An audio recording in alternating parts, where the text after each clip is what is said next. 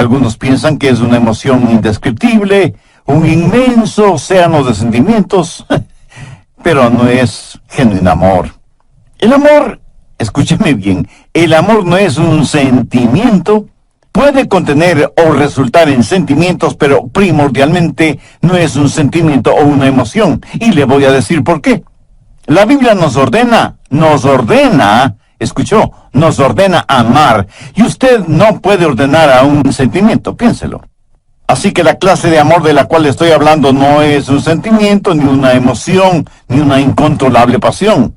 No sé de dónde la gente ha sacado la idea de que el amor es algo que nos sucede, que somos víctimas del amor, que nos enamoramos y ese enamoramiento simplemente sucede como por generación espontánea. La Biblia dice, maridos, amad a vuestras mujeres. Por favor, note que esto no es una sugerencia, es una orden, porque el amor verdadero tiene que ser una decisión y una conducta. Usted puede escoger el amar, y cuando así lo hace, el amor no es primordialmente un sentimiento, sino algo que usted hace. La razón por la cual estamos tan confundidos en este mundo y en este asunto es que usamos una sola palabra para el amor. Los griegos eran más exactos y tenían varias palabras para hablar del amor. Por ejemplo, la palabra eros, raíz de palabras como erotismo, erótico, dan a entender la clase de amor que un hombre puede sentir por una mujer y viceversa, y eso está bien. De hecho, es maravilloso. Pero no es de eros de lo que estoy hablando. Aunque debemos amar a todos, no amamos a todos en forma erótica. Y ni siquiera tengo que elaborar en este punto. Otra palabra griega para amor es fileo, que abarca lo que es el amor fraternal, la amistad, el compañerismo, la camaradería. En varios países del mundo hay ciudades que se llaman Filadelfia, o sea, amor fraternal. Y eso es muy positivo. Pero quiero centralizar mi mensaje en la palabra ágape, que tiene que ver con el amor divino, cómo tenerlo, cómo darlo, cómo recibirlo. Si usted quiere exhibir un diamante, lo pondrá sobre un terciopelo negro. Entonces podrá apreciar ese diamante en toda su exquisita belleza y perfección. ¿Sabe qué eso hace Dios con el amor ágape? Lo pone sobre el terciopelo negro de las obras de la carne. Veamos Gálatas 5. Empezando en el verso 19, y manifiestas son las obras de la carne, que son adulterio, fornicación, inmundicia, lascivia, idolatría, hechicerías, enemistades, celos, iras, contiendas, disensiones, herejía, envidias, homicidios, borracheras, orgías y cosas semejantes a estas. Note que todas estas cosas que el apóstol menciona son totalmente opuestas al amor. Y Pablo continúa diciendo, los que practican tales cosas no heredarán el reino de Dios. Ahora, si usted puede relacionar su nombre con esta lista, si ese es su estilo de vida, si eso es algo que usted practica voluntariamente, a menos que usted se arrepienta y busque el perdón de Dios, su camino tiene un destino final, el infierno. La palabra de Dios es completamente clara y tajante al respecto. Los que practican tales cosas no heredarán el reino de Dios. Y eso es lo que Dios dice. Esto no significa que usted como creyente no tropezará ni caerá. Pero aquí se habla de un estilo de vida, de algo que se hace voluntaria y frecuentemente. Y si usted no practica un estilo de vida cristiano, eso quiere decir que usted no es salvo. Veamos ahora los versos 22 y 23. Mas el fruto del Espíritu es amor, gozo, paz, paciencia, benignidad, bondad, fe, mansedumbre, templanza. Contra tales cosas no hay ley. Nunca habrá una ley que diga que no puede amar, que no debe ser bondadoso o que le prohíba ser humilde, ¿verdad? Pero sí hay leyes contra las obras de la carne, pero no hay leyes contra el fruto del Espíritu. Hay 9 cualidades en el fruto del Espíritu y vamos a estudiarlas tanto como nos sea posible. Pero no solo que vamos a ver el fruto del Espíritu, sino que nos vamos a examinar a nosotros mismos para saber si somos en realidad cristianos espirituales y maduros. Vivimos en una generación que habla mucho acerca de los dones del Espíritu, profecía, hablar en lenguas, sanidades. Parece que cada persona está diciendo, este es mi don espiritual, ¿cuál es el tuyo? Dios nos ha dado a cada uno de nosotros un don espiritual y necesitamos descubrir cuál es ese don y desarrollarlo y ponerlo en práctica. Pero escucha atentamente lo que voy a decir. Ningún don espiritual es señal o marca de madurez espiritual. La iglesia de Corinto fue una iglesia completamente carnal, a pesar de la práctica de dones espirituales. Si yo quiero saber cuán madura es espiritualmente una persona, jamás examino sus dones, examino sus frutos, porque la marca de la madurez espiritual no está en el don, sino en el fruto. Al describir ágape, el amor divino, debemos notar varias cosas. Primero, el amor tiene que ver con decisión y conducta. Segundo, la descripción de este amor. Tercero, el desarrollo de este amor. Y cuarto, el deseo por este fruto. ¿Qué cualidades tiene el amor ágape? ¿Cómo podemos describirlo? Y como nosotros no podemos describirlo, Dios utilizó al apóstol Pablo para que describa el amor ágape en 1 Corintios 13. El amor ágape tiene 10 cualidades distintivas, de acuerdo a 1 Corintios 13. Si en su corazón y en su vida usted tiene estas 10 cualidades, entonces usted es un cristiano espiritualmente maduro. Primero, el amor ágape es sufrido. 1 Corintios 13:4, el amor es sufrido.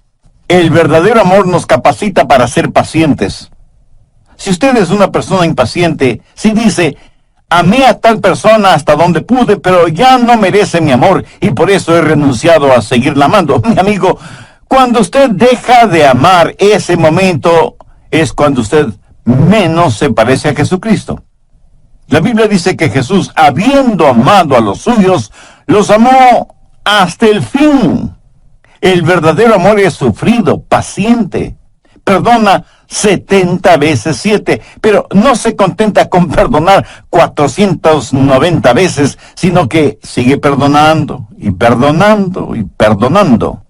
¿Por qué? Porque el amor es sufrido. Segundo, el amor ágape es benigno. ¿Y ahora qué es benignidad? Es servirnos los unos a los otros. No es servirnos los unos de los otros. Si nos amáramos, ¿qué haríamos los unos por los otros? Permítame ilustrar esto en primera persona. Si usted me ama, ¿qué es lo que me daría? No me daría lo que yo merezco, sino lo que yo necesito. Veamos Lucas 6, los versos 27 y 28. Pero a vosotros los que oís os digo, amad a vuestros enemigos, haced bien a los que os aborrecen, bendecid a los que os maldicen y orad por los que os calumnian. ¿Qué debemos hacer por nuestros enemigos? Amarles, ayudarles, ser bondadosos con ellos, orar por ellos. Y algunos de ustedes estarán pensando, pastor, yo no puedo hacer eso ni siquiera por mis amigos, menos lo voy a hacer por mis enemigos. Permítame hacer una pregunta. ¿Alguna vez lo ha tratado siquiera? Si alguien le ha hecho daño, ¿ha tratado usted de hacerle un bien? En otras palabras, ¿es usted para esa persona una bendición? Porque eso, mi amigo, es el amor ágape. Tercero, el amor ágape es sincero. El verso 4 dice, el amor no tiene envidia. Si usted es una persona envidiosa, celosa, es porque no ama a la persona que envidia o que cela. Si usted me envidia o yo le envidio, es porque ambos queremos las cosas que el otro tiene. Si yo quiero algo que es suyo, no me regocijaré de que usted lo tenga. Eso no es amar con sinceridad, así como no lo es que me disguste sobremanera cuando usted es alabado, cuando considero que su ganancia es mi pérdida. ¿De qué amor sincero podría estar hablando? El amor verdaderamente sincero se regocija cuando los demás son bendecidos y prosperados. Cuarto, el amor ágape no es jactancioso, más bien le capacita para que sea humilde, para que no sea vanidoso ni prepotente, ni mire a los demás por encima del hombro. La Biblia dice que no debemos considerarnos más que los demás. Busque Proverbios 21:4. Altivez de ojos y orgullo de corazón y pensamientos de impíos son pecado. El orgullo y el genuino amor no pueden habitar en nuestro corazón al mismo tiempo. No podemos ser vanidosos y bondadosos a la misma vez. Una persona llena de egoísmo y orgullo jamás puede ser una persona llena del amor ágape. Sabe que las personas orgullosas son, además, argumentativas.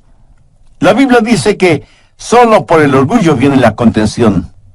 ¿Sabe cuál es el problema en los hogares cuando hay argumentos y contenciones?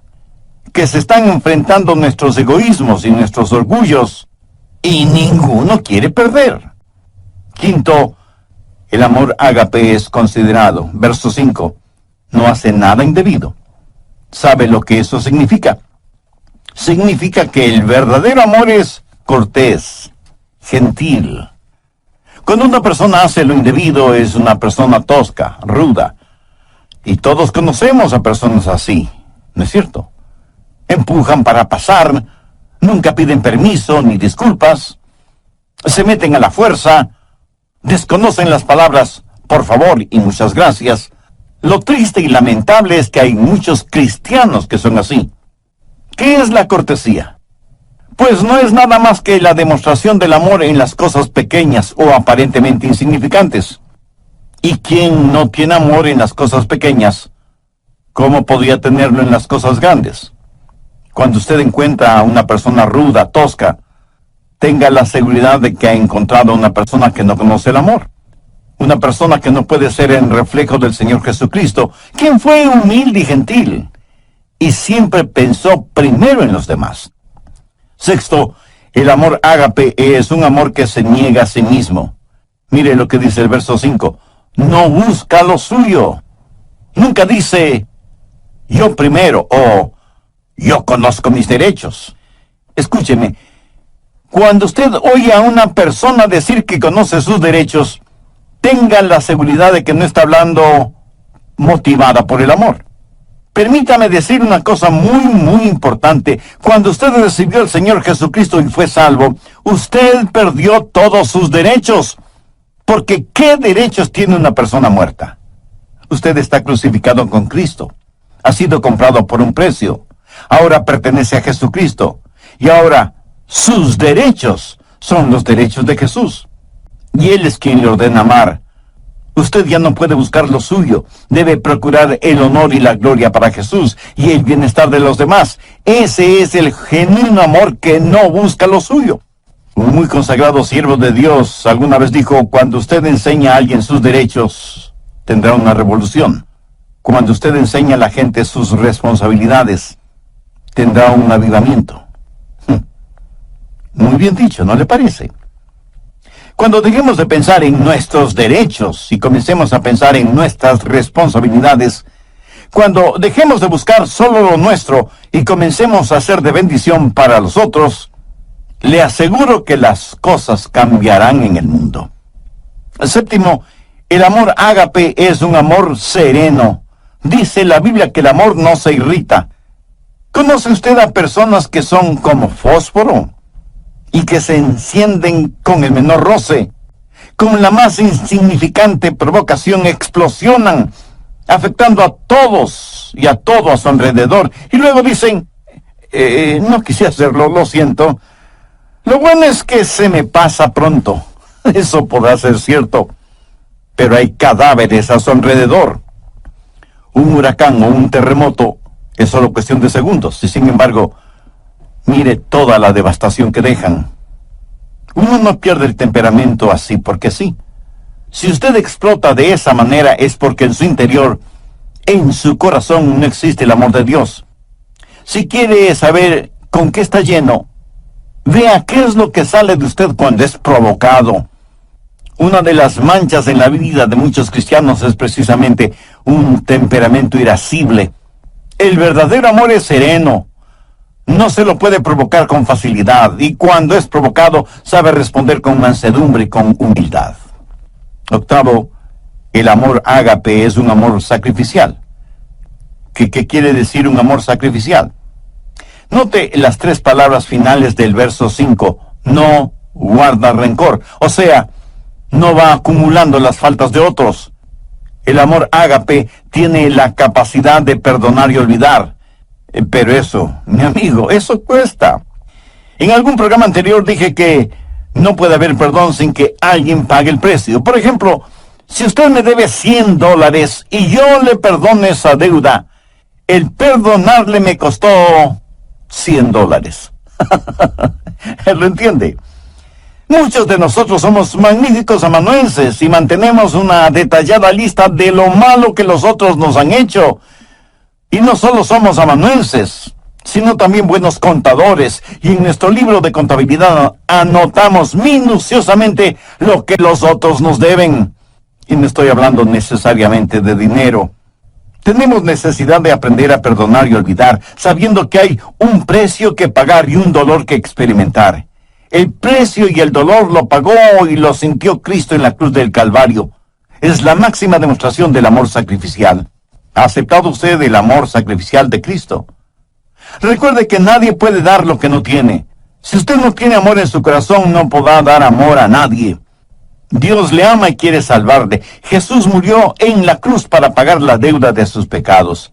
Si usted desea ser salvo ahora mismo, humíllese delante de Dios, confiese y arrepiéntase de sus pecados, e invite a Jesús a vivir en su corazón como su Salvador y Señor. Irving Ravelo, gracias por su sintonía al programa de hoy. Sea bienvenido y bienvenida a El Amor que Vale. Por favor, mantenga su Biblia abierta en Gálatas 5, porque hoy continúa el estudio Cómo amar y ser amados. Ahora les presento al doctor Adrián Rogers en la voz del pastor Lenín de Llanón. Desde el programa anterior comenzamos a estudiar lo relacionado con el fruto del Espíritu, teniendo como base bíblica Gálatas 5, versos 22 y 23, y hemos visto 8 de las 10 características de ese fruto.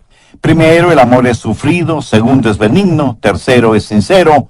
Cuarto, no es jactancioso. Quinto, es considerado. Sexto, se niega a sí mismo. Séptimo, es sereno. Y octavo, es sacrificial. Espero que tenga su Biblia y cuaderno de notas a la mano para sacar el máximo provecho de este estudio bíblico. Bien, prosigamos. Noveno, el amor ágape es un amor justo. Verso 6 dice, no se goza de la injusticia. Eso quiere decir que cuando alguien peca o fracasa o hace algo equivocado, usted no se alegra por eso. Más bien debería llorar y orar por esa persona. ¿Sabe usted que el chisme es un pecado? ¿Por qué? Porque la persona chismosa se regocija en su iniquidad. Cuando escuchan algo negativo acerca de otra persona, casi no pueden esperar para contárselo a otras personas. Se parecen a la mujer que dijo, mi lema es, nunca digas algo acerca de otra persona, a menos que sea algo que valga la pena chismearlo. Y aunque por lo general creemos que las mujeres son las chismosas, permítame decirle que conozco hombres que son chismosos. Se regocijan y parece que hasta aman la chismografía. Son diseminadores de malas y falsas noticias. Se regocijan de la injusticia. Ahora escúcheme, no estoy diciendo que debe hacerse el desentendido frente al pecado, porque eso es imposible. El pecado tiene que ser enfrentado, pero no se regocije de la injusticia. Y antes de que usted diga algo negativo de otra persona, hágase las siguientes preguntas. Primera, sé que eso es verdad. Segunda, aun si fuera verdad, es necesario que lo diga. Tercera, y si lo digo, ¿cuál es mi verdadera motivación al decirlo? El amor ágape no se goza de la injusticia. La Biblia no habla de un amor ágape chapucero que simplemente ignora el pecado. No habla de un amor que siente cierta pena por la otra persona. Cuando usted sabe que otra persona está emocionalmente herida, cuando escucha que otra persona ha fracasado, ¿cómo reacciona? Hace poco conocí a un hombre que al saber del pecado de uno de sus amigos, cayó de rodillas, puso su rostro en el suelo y lloró intensamente por su amigo que había caído en pecado. Eso es empatía, no solamente simpatía. Eso es el tener el corazón quebrantado por el pecado de otros.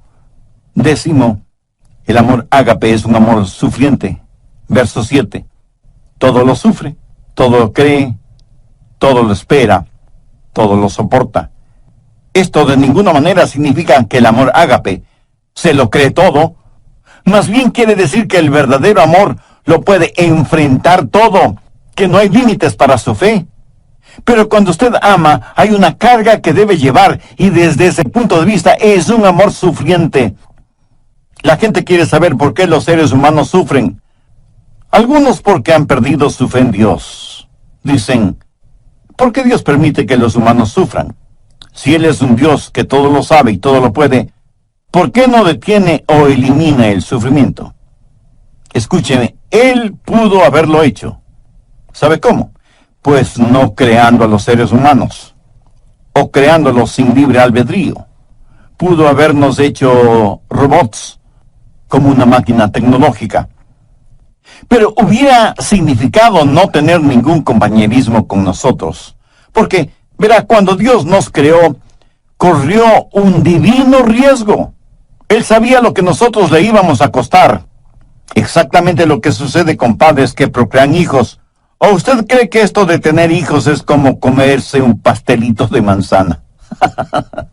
Mi amigo, tener hijos cuesta no solo en términos monetarios, sino también espirituales y emocionales. Y aunque usted no lo crea, de una u otra forma, nuestros hijos nos romperán el corazón. Dios sabía lo que iba a costar cuando nos creó y nos dio la capacidad de elegir. Y elegimos pecar. Cuando nos dio la capacidad de decir sí, también nos dio la capacidad de decir no. Para que un ser humano escoja a Dios, debe querer escoger a Dios. ¿Lo entiende? Dios nos dio ese libre albedrío, nos hizo de esa manera, pero al mismo tiempo Dios sabía que iba a sufrir. Cuando Dios escogió amar, escogió también el sufrir. Y alguien me preguntará, Pastor, ¿puede Dios sufrir? Permítame responder con una pregunta. ¿Sufre usted como padre cuando su hijo hace algo equivocado? Piénselo bien antes de contestar. La historia del hijo pródigo en el capítulo 15 de Lucas enseña que cuando un padre terrenal tiene un hijo rebelde, sufre. De la misma manera, cuando nosotros hacemos algo equivocado, nuestro Padre Celestial sufre. En Efesios 4:30 leemos, no contristéis al Santo Espíritu de Dios. ¿Lo ve? Nosotros podemos contristar al Santo Espíritu de Dios. Un aparato electrodoméstico, cuando se daña, le puede molestar. Pero solo sus hijos le pueden contristar, entristecer. Aunque muchos de ustedes a lo mejor ven este punto al revés. Pregunto, ¿puede alguna parte de nuestro cuerpo dolernos sin que nuestra cabeza lo sepa? ¿Quién es la cabeza de la iglesia? El Señor Jesucristo. Cuando su cuerpo, o sea, la iglesia, sufre, no sufre el Señor Jesucristo. Cuando Pablo se encontró con Jesús en el camino a Damasco, ¿qué le dijo Jesús? Saulo, Saulo, ¿por qué me persigues? La respuesta de Pablo, si el asunto no fuera tan serio, sería casi infantil. Le dijo que no le perseguía a él, a Jesús, sino a los cristianos. Escúcheme, cuando usted persigue al cuerpo, también persigue la cabeza. Cuando el cuerpo sufre, la cabeza sufre, y Jesús fue perseguido. Cuando una novia es infiel, impura, y no le presta ninguna atención al novio, ¿cree usted que el novio sufrirá? Le puedo asegurar que sí. ¿Quién es la novia? La iglesia. ¿Quién es el novio? El Señor Jesús.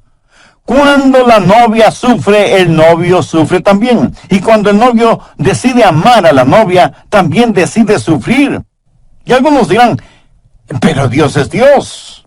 Él no tiene que sufrir.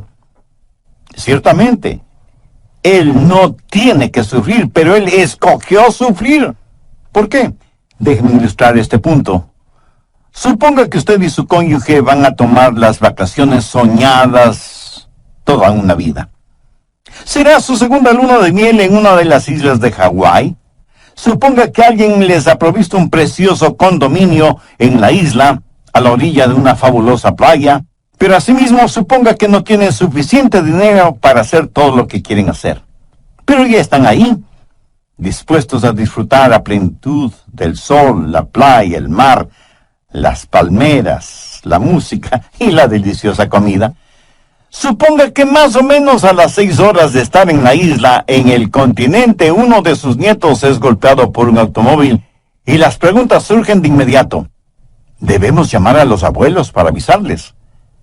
Debemos interrumpir sus tan anheladas vacaciones. Ahora, ¿cuántos abuelitos y abuelitas que me están escuchando dirían, prefiero no saber nada y que me dejen disfrutar de mis vacaciones?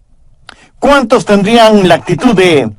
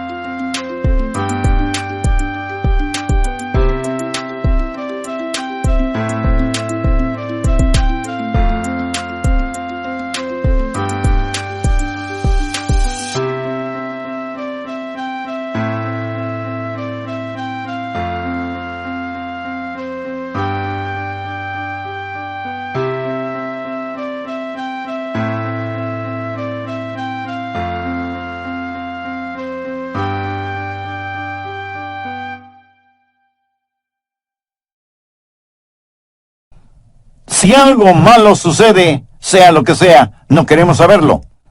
No queremos que nada arruine nuestras vacaciones. Le puedo asegurar que antes de viajar rumbo a Hawái, usted habrá dicho a sus hijos y demás familiares, si algo sucede, llámenos de inmediato. Si algo podemos hacer desde allá, lo haremos. Y si no, regresaremos en el próximo vuelo. Eso es lo que hace el amor sacrificial. Las necesidades de los otros están, o deben estar, por encima de nuestras satisfacciones personales. Porque cuando usted se preocupa de las necesidades de los demás, sentirá una satisfacción personal indescriptible. Tercero, el desarrollo de este amor. Busque Gálatas 5:19. Habla de las obras de la carne. Las obras de la carne son naturales. Las obras del Espíritu son sobrenaturales. Las obras de la carne es lo que hace el pecado en nosotros. El fruto del Espíritu es lo que Dios hace por medio de nosotros. Esta clase de amor no la podemos producir por nosotros mismos, pero es la clase de amor que debemos llevar. En Juan 15:5 leemos que Jesús dijo, yo soy la vid, vosotros los pámpanos, separados de mí nada podéis hacer. Note que Jesús no dice que nosotros produciremos esta clase de amor. Romanos 5:5 es un versículo muy interesante, porque el amor de Dios ha sido derramado en nuestros corazones por el Espíritu Santo que nos fue dado. ¿Lo ve? Aquí se está hablando de un amor sobrenatural, el amor que proviene de la vid, se esparce en los pámpanos y produce el fruto. ¿Lo entiende? Usted no produce el fruto, solamente lo lleva. Yo nací y fui criado en la Florida, tierra de frutos cítricos por excelencia.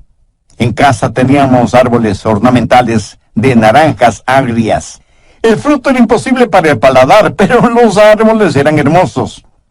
Y se necesita mucha paciencia y mucho trabajo para lograr que al fin esos árboles de naranjas agrias produzcan naranjas dulces. Ahora suponga que usted tiene un árbol de naranjas agrias, pero quiere que dé naranjas dulces. ¿Qué puede hacer? Bueno, podría podar el árbol. ¿Piensa que eso es suficiente para tener naranjas dulces? No. Entonces se le ocurre una idea genial. Va a trasplantar el árbol, lo va a trasplantar de un lado del terreno al otro lado. Como aplicación diré que muchos trasplantan el árbol de sus vidas de una iglesia a otra iglesia, pero siguen siendo cristianos agrios. Y el cambiar de membresía es como cambiar un cadáver de una tumba a otra. Perdonen esta comparación, así un poco esquelética. Como el cambiar el árbol de naranjas agrias de un lugar a otro no produce naranjas dulces, ¿qué más puede hacer? Bueno, pues ponerle nueva tierra, con bastante abono orgánico, no químico, cuidar el nivel de humedad de la tierra, que no le falta agua ni fertilizantes, y por último, cambiarle de nombre. Ya no se llamará árbol de naranjas agrias, sino árbol de naranjas dulces. Y para ayudarle al árbol a que produzca naranjas dulces, usted amarra en sus ramas varias deliciosas y dulces naranjas, esperando que esas ricas naranjas motiven al árbol a dar naranjas dulces. Y muchos de ustedes me dirán con toda razón que nadie, por ignorante que sea en cuestión de árboles frutales, haría una tontería así.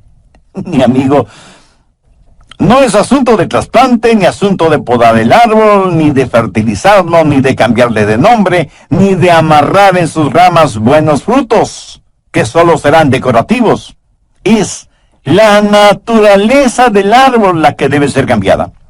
Cuando ese árbol sea injertado en un árbol bueno, la naturaleza de ese árbol será cambiada, porque recibirá una naturaleza que no es la suya propia, pero tendrá que aprender a llevar el fruto de su nueva naturaleza. La Biblia dice que cuando somos salvos, somos participantes de la naturaleza divina. La naturaleza de Dios viene a nosotros. Pero esta es la clase de amor que no es el fruto de las obras de la carne, raíz de amargura, sino que es el fruto del Espíritu, es la naturaleza del Dios Todopoderoso que ha sido injertada en usted, en mí, en nosotros. Cuarto, el deseo por este fruto. ¿Para qué sirven las frutas? Pues para comérselas, y mientras más frescas y al natural, mucho mejor. ¿Han notado que las frutas despiden una fragancia extraordinaria?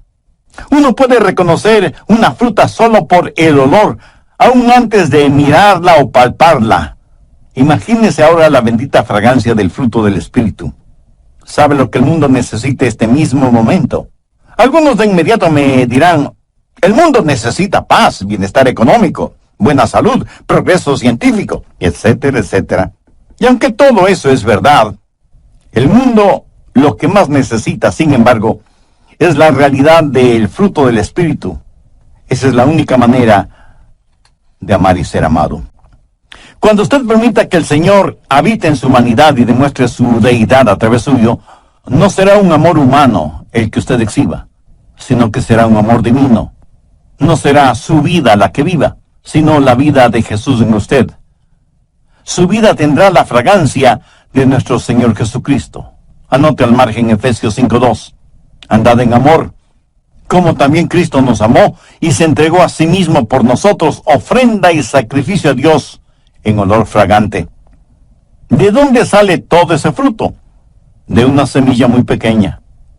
¿Cómo es que se esparce el cristianismo? Cuando entendamos que la semilla está en el fruto, cuando empecemos a vivir Gálatas 5:22 y 23, más el fruto del Espíritu es amor, gozo, paz, paciencia.